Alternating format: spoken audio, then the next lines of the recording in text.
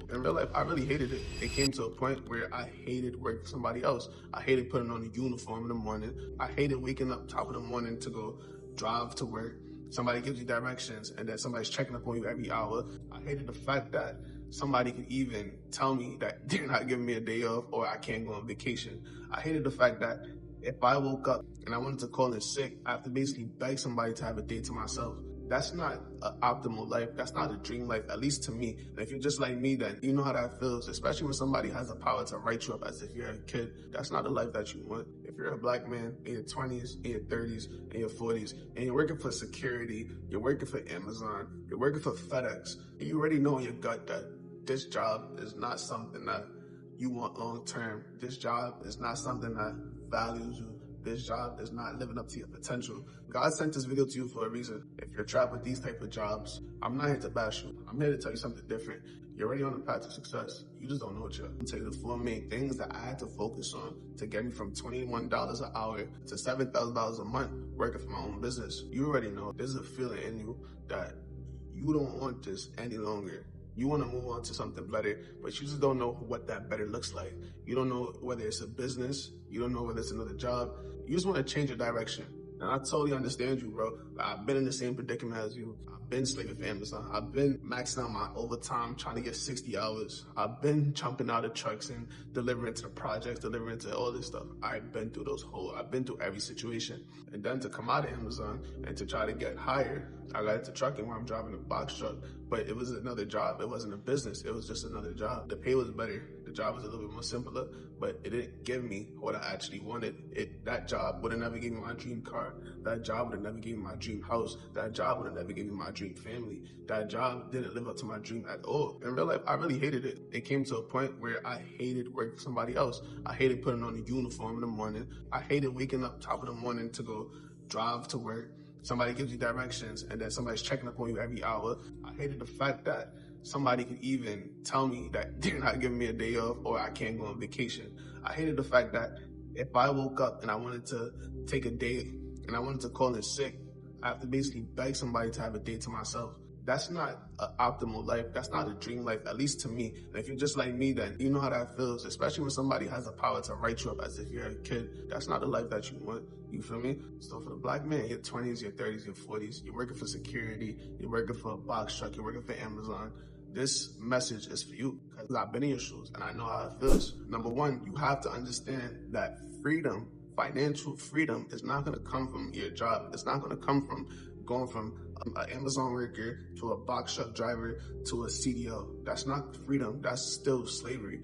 Freedom comes from business that allows you to scale out, that allows you to automate, that allows you to delegate. If you don't know what none of that means, don't worry. I'm going to teach you on this video. This is why you're here. This is why God sent you this video, because it's time for a change. It's time for a new chapter. It's time for financial freedom. If you don't think you need business, listen to this. If they could feed you, they could starve you. That one line is so dangerous and it's so underestimated, because here's the thing. The only reason that I was able to get to 7K months without a degree, without getting a corporate job, is because I got fired. I was working for Fresh Direct, which is box truck driving. I was getting, $21 an hour. But here's the thing. The $21 plus the tips, it was good money at the time, right? I was living with my mom. I didn't have a car. So $21 an hour, I was stacking up. I barely had bills for it, right? But here's the thing. As soon as I got my first apartment and I moved further away from the job, getting there became a hassle. And because of that, I was late. I was showing up late a lot of times. And it took one morning where that job basically let me go because they was tired of my attendance. And when they let me go, here's the thing. I didn't know that they was going to fire me. You feel me? I thought they was going to give me a write-up as usual. And I would live to work another day. I'm thinking everything is cool. I get a call an hour later, and they talking about, yo, Janai, I'm not going to lie, they're letting you go. I woke up, I'm like, wait, time out. That's when I actually got on my butt. I'm like, wait, what are you talking about? They letting me go? What you mean? They letting me go for the day? Like, what? What do you mean? They're like, nah, they terminated you. Terminated what? You feel me? So after that, my heart dropped. I'm like, wait, time out. I'm about to slide through right now. Don't worry about it. They're like, nah, it's too late. They already terminated you. I got the call from HR, XYZ. This is my manager speaking to me, you feel me? And remember, at the time, I had just moved into my first apartment. Now I'm thinking like, oh shit. I mean, thank God I was always smart with my money, so I did have a savings. I did have some cushion, and I was fixing my credit at the same time. So I was sturdy. I was prepared. But the point is, I just got my first apartment and I just got fired. So how am I going to pay for rent moving forward? I didn't really know about no business for real. I wasn't focused on business at all. So I'm like, oh shit. So me being me, what I decided to do was go apply to, I'm like, fuck it, I'm going back to Amazon.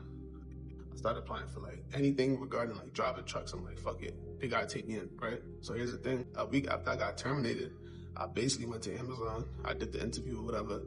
They showing me the factory, I'm seeing the workers, stuff like that. And I'm seeing people that look just like me and they look tired, they look aged out. They look like they stressed, you feel me? And I'm just like, I just leveled up from Amazon. I had the box truck, I was getting paid way more. It was more simpler. Working for Amazon is like you gotta hop out your van 80 times in 1 hour. You feel me? You never really have a rest time. Working for Fresh Direct is like everything is timed and it's only like 20 stops. So it's like after your first stop, you get 10 minutes, 20 minutes, you get to sit in the car for a little minute till your next drop off.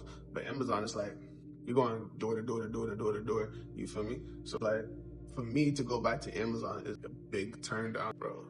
Am I really about to do this again? Like this phase of my life where it's just tiring and stressed out. And I'm looking around as the person that's interviewing me is showing me the factory and all that stuff. I'm looking around and I'm seeing these people that's just stressed out. You could tell he's probably my age, but since he's stressed out so much and he's smoking and shit, he looks way more like older. And I'm just like, yeah, nah, bro, like this is not for me. So as she's talking and she's showing me stuff, I let it tell her, listen, I can't do this. You feel me? Like something in my gut just told me, I cannot do this. This is not the move, bro. I'm not going back to Amazon and working in a factory. I'm not jumping out of a van 90 times in 1 minute. I'm not doing this. So I just told her I'm not doing this. And I cut and I never looked back since. And when I got home, I'm just sitting, I'm just thinking, I'm like, yo, bro, I'm not trying to work for nobody else. I don't want to ask for time off. I don't want to ask for permission for nothing. I'd rather just make the gamble on me. I'd rather put the bets on me. So at that point, that's when I really focused up. And instead of going the CDL route, I went the business route. And a year later, look at me, 7K a month comfortably from a laptop and an iPhone. And if I want to go from 7K to 30K a month, all it takes is me putting in more energy, me just scaling out the business. There's no cap, there's no limit, there's no nothing. So it's like, I'm telling y'all that story so you can see that another job is not going to save you. The only way you could get your actual financial freedom is from your business, from learning business and actually being valuable and actually becoming a valuable person that people would pay for information or pay for service. You understand? And with the business, not only do you get freedom, but you get independence, which I guess that's kind of freedom. But the independence factor, it means so much because I don't have to, when my grandmother needs me to take her somewhere, I don't have to check in with nobody. I check in with God. I don't have to check in with a manager or a HR or whatever. Everything is on me. And there's two sides to that coin. When everything is on you, that means you can't mess up, right? There's less grace. When you mess up at work, you got to write up, but you know that paycheck is coming. You mess up as an entrepreneur, now you can really sink. You feel me? But freedom is worth it to me. If you're like me and you hated putting on the uniform, you hated checking in with people, you hated getting a write-up like some little ass person, then the freedom is worth it. You feel me? But let's move to part two, how to even start the business. Before I got fired, I made sure I had the savings. I knew that if anything popped off, it doesn't matter if I'm living with my mom, or it doesn't matter if I don't have a car, I need a savings. Just as an adult, that's adulting, I need a savings. So I made sure I had at least 10K in my savings, right?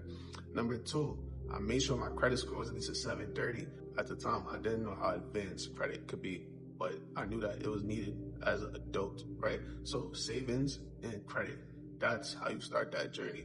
And don't start that journey after you get fired, after you lose a job. You start that journey while you're working, while the payments are still secured, while you still have income coming in on a weekly basis or a bi-weekly basis. You don't want to start that journey while unemployed because now it's harder to focus on those things while you're desperate and business don't mix. You want a clear brain before you start business. Now, it doesn't matter if you're working for security, McDonald's, a burger spot, Amazon, FedEx.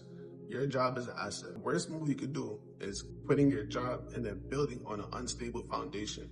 You want to use your job right now to set the foundation of your business. So really, if you have a 600 credit score, you want to fix your credit up. If you don't know how to fix your credit, type in easy credit in the comments and I have my team reach out to you so we can help you get from bad credit to great credit and fund it. But if you don't have bad credit, you don't have credit at all, then you want to just work your way up to a 730 before quitting your job, before doing anything.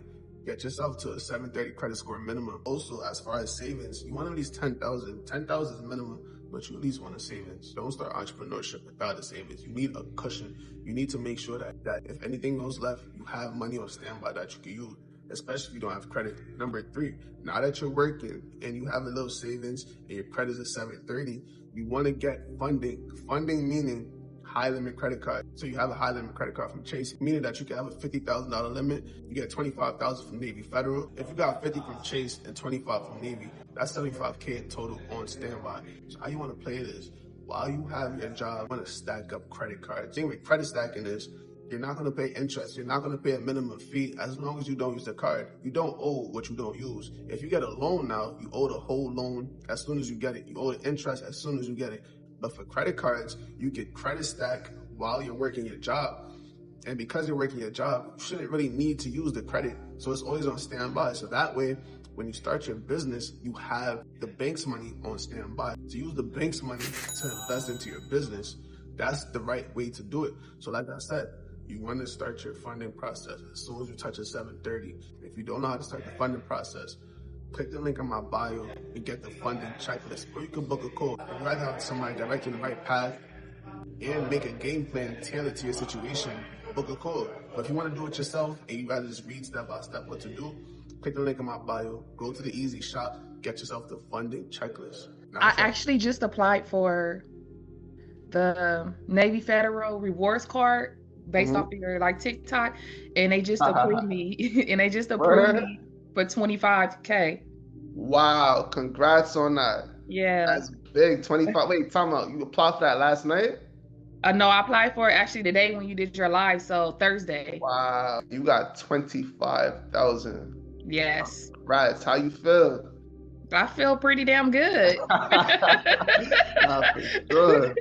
I'm glad you took action. I'm telling everybody in love, like, this type of information is something that could change your life. That's 25K you can use for a business. That's heavy, but congrats on that. So how long you been with Navy? I've been with Navy for about 6 years. And that was your first credit card with Navy?